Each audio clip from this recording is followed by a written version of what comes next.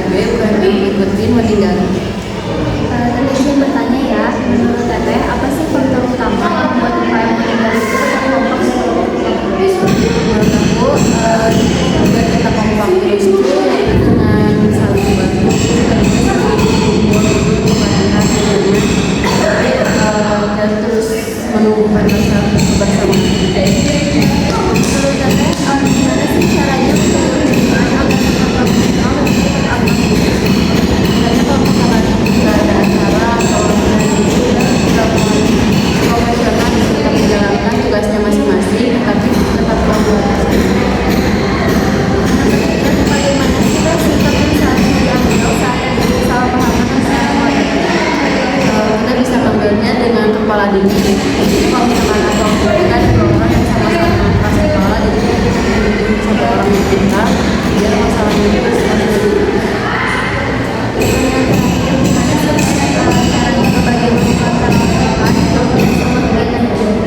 Biasanya aku bikin jadwal, terus kalau enggak aku udah cari lagi kan harus lebih cepat kemana, jadi aku lakuin dulu yang biasanya lebih cepat.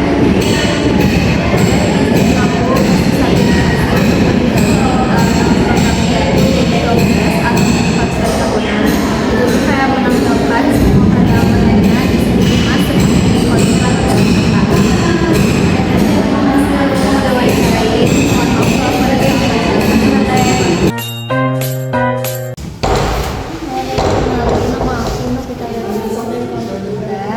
Kalau boleh tahu namanya siapa dan dari mana? Perkenalkan, nama saya Rita Afiatunisa, saya dari tingkat 2C, saya dari UKM KPK. Saya izin tanya ya, menurut Teteh apa sih faktor utama yang bikin UKM KPK itu tetap kompak dan tetap aktif dari waktu ke waktu?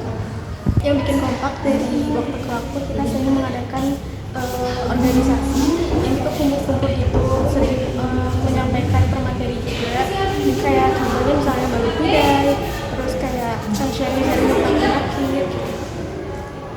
Menurut Teteh gimana sih cara ngejaga hubungan antar anggotanya tetap akrab dan tetap profesional?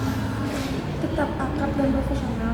Kita kan di UKM ini kayak organisasi kan, banyak kegiatannya. Contohnya misalnya kita kegiatan ke masyarakat, itu biasanya sering ada di kampus tuh cek kesehatan gratis.